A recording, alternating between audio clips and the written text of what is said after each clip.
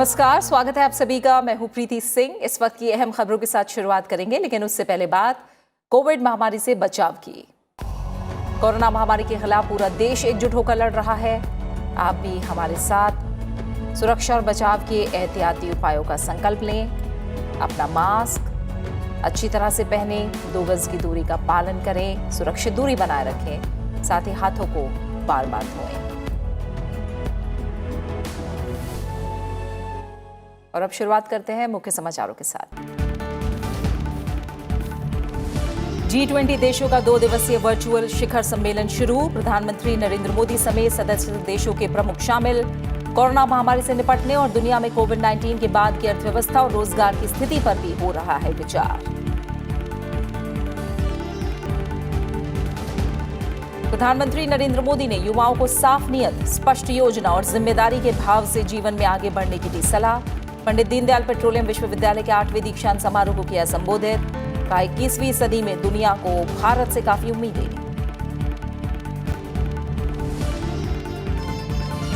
गुजरात के केवड़िया में 25 और 26 नवंबर को आयोजित होगा अखिल भारतीय पीठासीन अधिकारियों का सम्मेलन। राष्ट्रपति, उपराष्ट्रपति, प्रधानमंत्री और लोकसभा अध्यक्ष करेंगे संबोधित। सशक्त लोकतंत्र के लिए विधायिका, कार्यपालिका और न्यायपालिका का आदर्श समन्वय विषय पर होगा विचार विमर्श।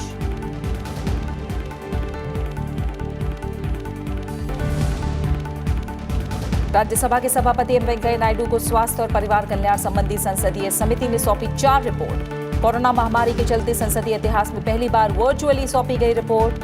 राज्यसभा के महासचिव देश दीपक वर्मा भी रहे मौजूद।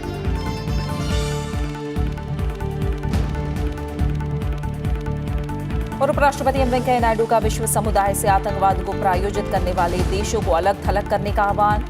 Lal Bahadur Shastri award for excellence समारोह को किया संबोधित। कहा, भारत की ओर से पेश comprehensive convention on international terrorism प्रस्ताव को अपनाए संयुक्त राष्ट्र।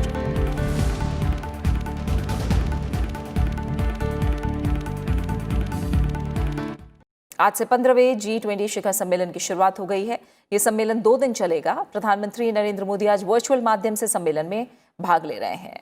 सऊदी अरब के किंग सलमान बिन अब्दुल अजीज अल सौद की अध्यक्षता में 2 दिन तक चलने वाले शिखर सम्मेलन का मुख्य विषय है सभी को 21वीं सदी में अवसर प्रदान करना। ये शिखर सम्मेलन इस वर्ष G20 संगठन के नेताओं की दूसरी बैठक है। इसमें 19 देशों की सरकारों के प्रमुख और यूरोपियन यूनियन शामिल हैं। सम्मेलन में कोरोना महामारी से निपटने और कोविड-19 के बाद की स्थिति और चुनौतियों पर विचार विमर्श किया जा रहा है।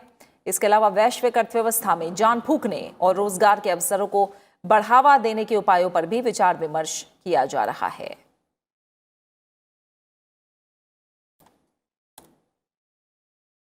प्रधानमंत्री नरेंद्र मोदी ने कहा है कि कोरोना महामारी की वजह से ऊर्जा क्षेत्र में व्यापक बदलाव दिखाई दे रहे हैं और आने वाले समय में इन बदलावों के चलते भारत को फायदा होगा।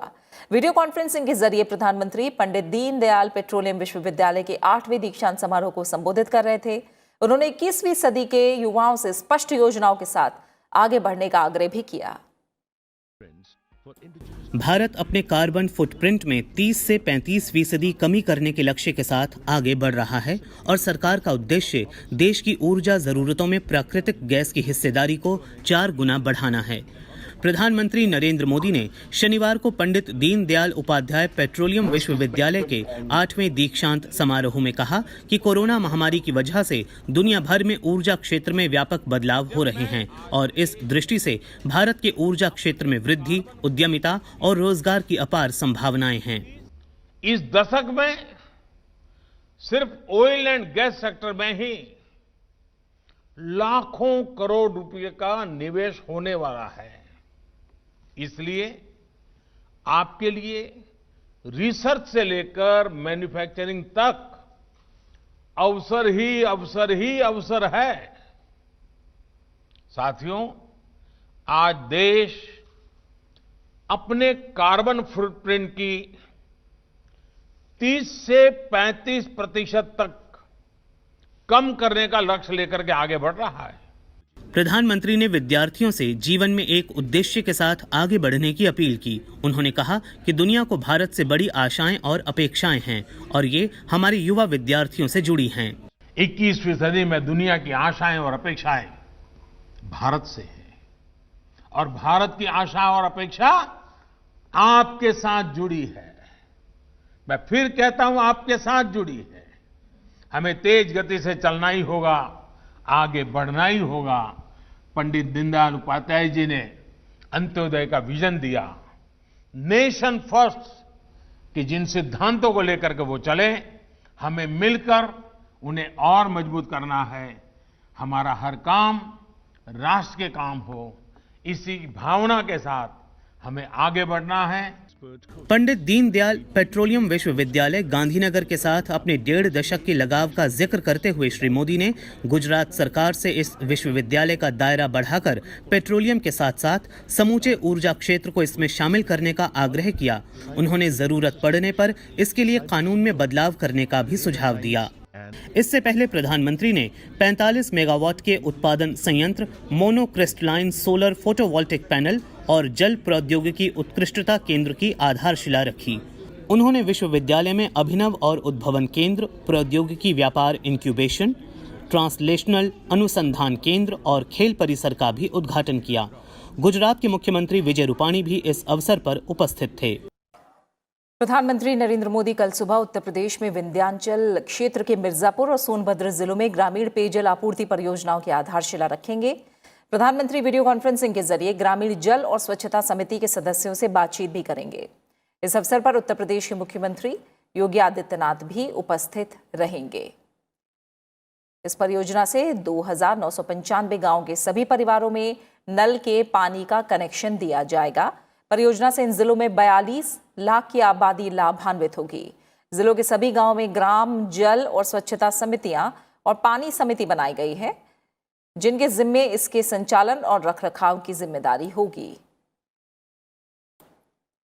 परियोजना की कुल अनुमानित लागत 5,555 करोड़ 38 लाख रुपए है। परियोजना को 24 महीनों में पूरा करने का लक्ष्य है।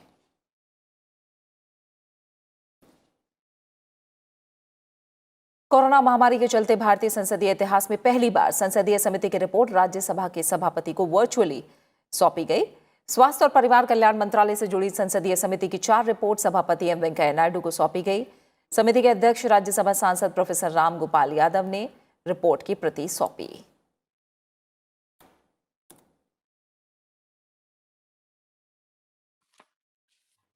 Sir, with your kind permission, I present 124th report on action taken by government on the recommendations contained in 119th report on demands for grant 2020-21 of the Department of Health Research.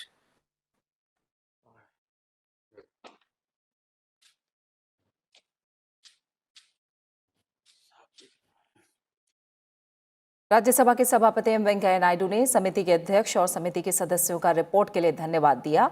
समिति के अध्यक्ष professor Ram Gopal Yadav ने भी virtual बैठक के जरिए समिति की रिपोर्ट सौंपने के लिए सभापति का आभार जताया। Thank you sir. Ram Gopal ji, धन्यवाद आपको, आपका समिति के सब सदस्यों को अभिनंदन।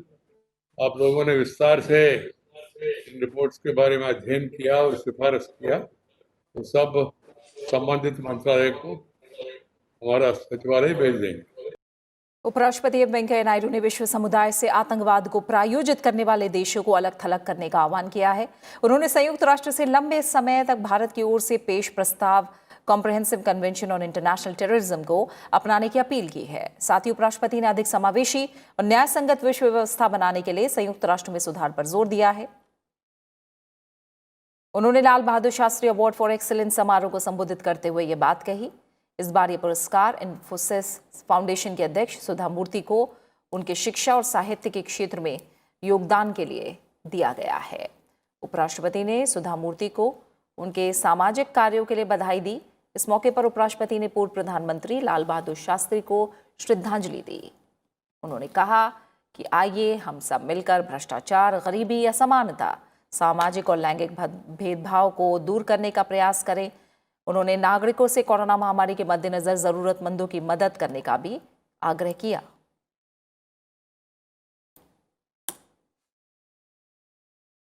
Famous salutation in honor of our farmers and jawans. Jai Jawan, Jai Kisan has been reverberating across the nation ever since it was coined. Another visionary statesman, the former Prime Minister Sri Atal Bihari Vajpayee ji, added Jai Vigyan to underline the importance of science in improving the quality of life. Akhil Bharatiya पीठासीन अधिकारियों का सम्मेलन गुजरात के केवड़िया में आयोजित होगा। 2 दिन का सम्मेलन 25 नवंबर से शुरू होगा, जिसका उद्घाटन राष्ट्रपति रामनाथ कोविंद करेंगे। उपराष्ट्रपति और राज्यसभा के सभापति वेंकैया नायडू भी पीठासीन अधिकारियों का मार्गदर्शन करेंगे। लोकसभा अध्यक्ष का सम्मेलन में स्वागत भाषण होगा। सम्मेलन का समापन 26 नवंबर को होगा, जिसे प्रधानमंत्री नरेंद्र मोदी संबोधित करेंगे। सभी राज्यों के पीठासीन अधिकारी इस सम्मेलन में शामिल होंगे। केंद्रीय गृह मंत्री अमित शाह तमिलनाडु के दौरे पर हैं। आज उन्होंने राज्य में 67,000 करोड़ रुपए से अधिक की विभिन्न बुनियादी ढांचा परियोजनाओं की आधारशिला रखी। इनमें 61,843 करोड़ रुपए की लागत वाले चेन्नई मेट्रो रेल का दूसरा चरण, कोयंबटूर में एलिवेटेड राजमार्ग जिसकी अनुमानित लागत 1,620 करोड़ रुपए है, और 3,000 करोड़ रुपए से अधिक की IOCL की परियोजनाएं शामिल हैं। कार्यक्रम के दौरान कोरोना पर बात करते हुए गृह मंत्री ने कहा कि प्रधानमंत्री के नेतृत्व में देश कोरोना के खिलाफ लड़ाई को सफलता से लड़ रहा है। दूसरे देशों में कोरोना के खिलाफ सरकारी मशीनरी लड़ती थी, लेकिन भारत में केंद्र सरकार, राज्य सरकार और देश की 130 करोड़ जनता कोरोना के खिलाफ लड़ाई एकजुट होकर लड़ रही है।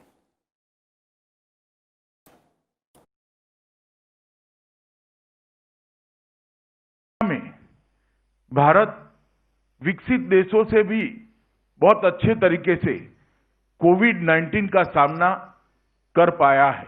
मोदी जी के करिश्माई नेतृत्व ने कोविड-19 के खिलाफ लड़ाई को एक नए आयाम दिए और परिणाम लक्षी लड़ाई लड़कर आज हम बहुत अच्छी स्थिति में हैं। वहीं कार्यक्रम में संबोधन के दौरान अमित शाह ने नगरोटा में आतंकवादी मुठभेड़ में जवानों के उम्दा प्रदर्शन का जिक्र करते हुए कहा कि प्रधानमंत्री के नेतृत्व में देश की सीमाएं सुरक्षित हैं।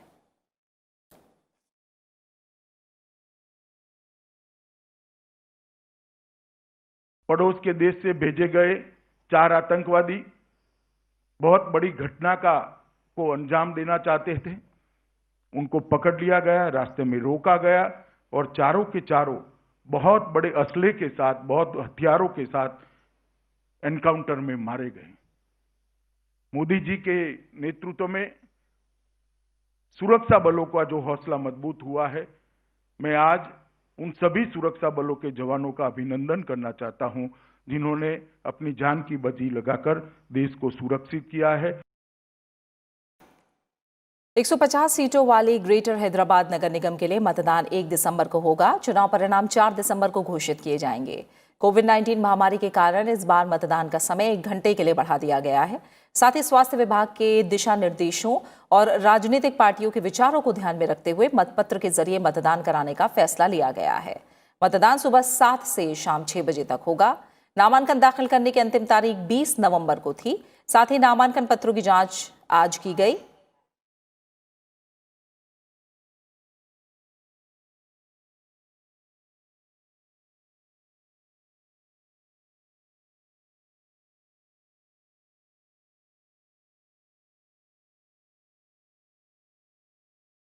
भारत ने जम्मू कश्मीर में जैश ए मोहम्मद द्वारा आतंकी हमले की योजना बनाने के मामले में पाकिस्तान के समक्ष कड़ा विरोध दर्ज कराया है।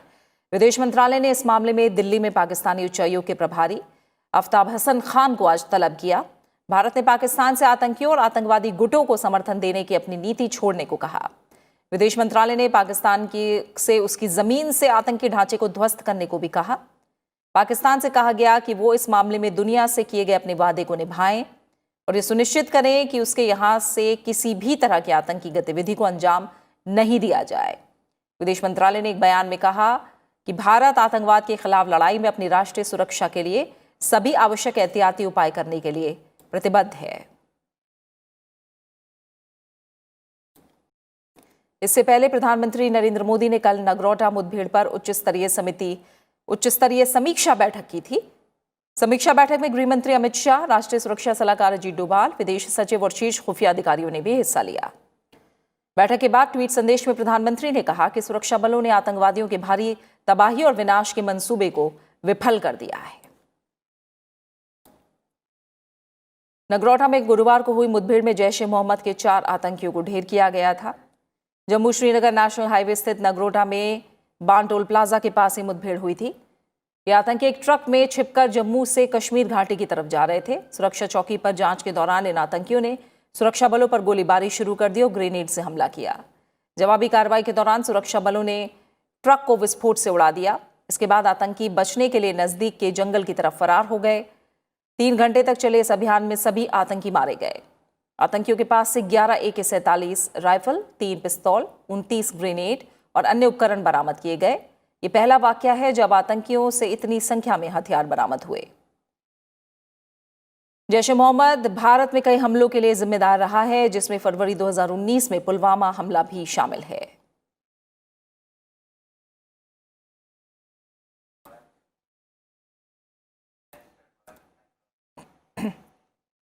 भारत ने वैश्विक महामारी के खिलाफ लड़ाई में एक और मील का पत्थर पार कर लिया है। देश में अब तक कोरोना के 13 करोड़ से अधिक टेस्ट हो चुके हैं। हर दिन 10 लाख से अधिक परीक्षण करने के लक्ष्य की दिशा में बढ़ते हुए पिछले 10 दिनों में 1 करोड़ से अधिक टेस्ट हुए हैं। पिछले 24 घंटे के दौरान 49,715 लोग ठीक हुए, जिन्हें मिलाकर अब तक देश में कोरोना के 84,78,000 से अधिक रोगी ठीक हो चुके हैं। ठीक होने की दर 93.67% हो गई है। देश में कोविड-19 के सक्रिय मामलों में लगातार कमी आ रही है। पिछले 24 घंटे के दौरान 46,232 नए मामले सामने आए हैं, जबकि इस दौरान 49,715 मरीज ठीक हुए हैं। इससे पहले 24 घंटे में सक्रिय मामलों की संख्या में 4,000 की कमी हुई है। अब देश में सक्रिय मामले 4,39,726 हो गए हैं। पिछले 24 घंटे के दौरान कोरोना से 564 लोगों की मौत हुई है। देश में मृत्यु दर 1.47% है। अब तक कोरोना से 1,32,000 से अधिक लोगों की मौत हो चुकी है। हालांकि इस बीच रिकवरी रेट में लगातार सुधार जारी है और ये 93.67% तक पहुंच गया है। केंद्रीय स्वास्थ्य मंत्रालय के मुताबिक अब तक 84,78,000 से ज्यादा रोगी इलाज के बाद स्वस्थ हो चुके हैं। 46,000 से ज्यादा नए मामलों के सामने आने के साथ कुल संक्रमितों का आंकड़ा 90.5 लाख से ज्यादा हो गया है। भारत ने वैश्विक महामारी के खिलाफ लड़ाई में अब तक कोरोना के 13 करोड़ से अधिक टेस्ट किए हैं।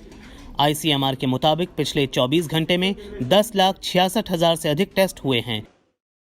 कोरोना के तेजी से बढ़ते मामलों पर काबू पाने के लिए गुजरात के अलावा मध्य प्रदेश और राजस्थान में पाबंदियां लगाई गई हैं। वहीं दिल्ली में सार्वजनिक स्थानों पर तंबाकू के सेवन और थूकने पर 2,000 रुपए का जुर्माना लगेगा।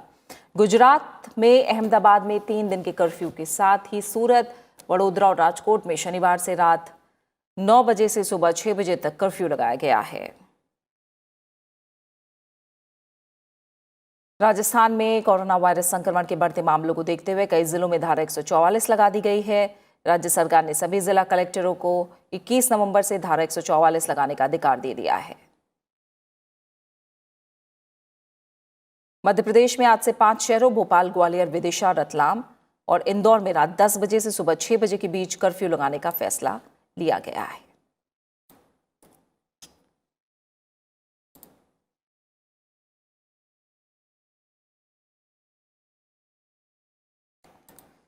प्रधानमंत्री नरेंद्र मोदी ने कोविड-19 वैक्सीन की आपूर्ति, वितरण और प्रशासनिक व्यवस्था की तैयारियों की कल समीक्षा की।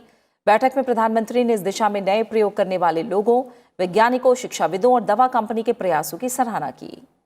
उन्होंने निर्देश दिया है कि कोविड वैक्सीन के अनुसंधान, विकास और विनिर्माण की सभी तैयारियों को सुगम बनाने के प्रयास किए जाने चाहिए।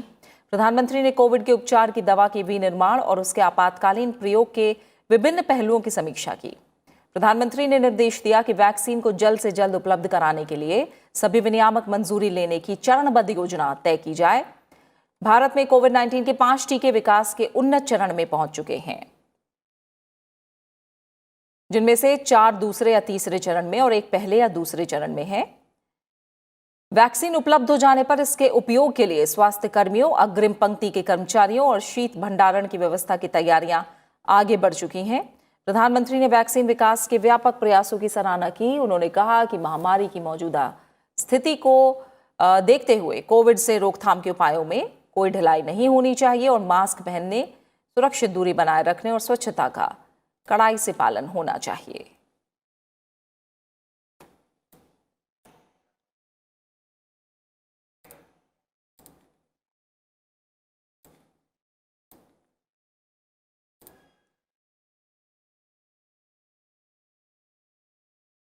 भारतीय रिजर्व बैंक का कहना है कि बड़े कारोबारी घरानों और इंडस्ट्रियल हाउसेस को बैंक खोलने की इजाजत देनी चाहिए।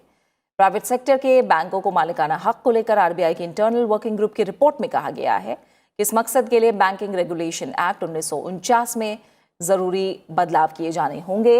इसके साथ ही बड़े कारोबारी घरानों पर निगरानी रखने के नियमों को सख्त करना होगा और संयुक्त पर्यवेक्षण जैसी नीति भी अपनानी होगी।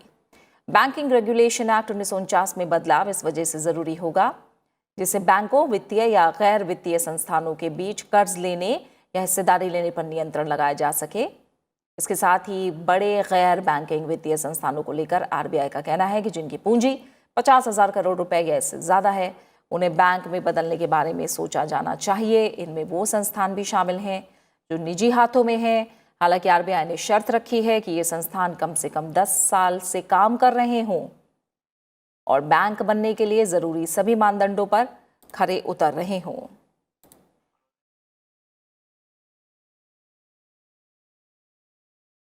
और इसी के साथ फिलहाल इस बुलेटिन में इतना ही, लेकिन चलते चलते एक बार फिर आपसे अपील। कोरोना महामारी के खिलाफ पूरा देश एकजुट होकर लड़ रहा है। आप भी हमारे साथ सुरक्षा और बचाव के एहतियाती उपायों का संकल्प लें। अपना मास्क अच्छी तरह से पहने, 2 गज की दूरी का पालन करें, सुरक्षित दूरी बनाए रखें, साथ ही हाथों को बार बार धोएं। आप अपना अच्छे से ख्याल रखिए और मुझे दीजिए इजाजत। नमस्कार।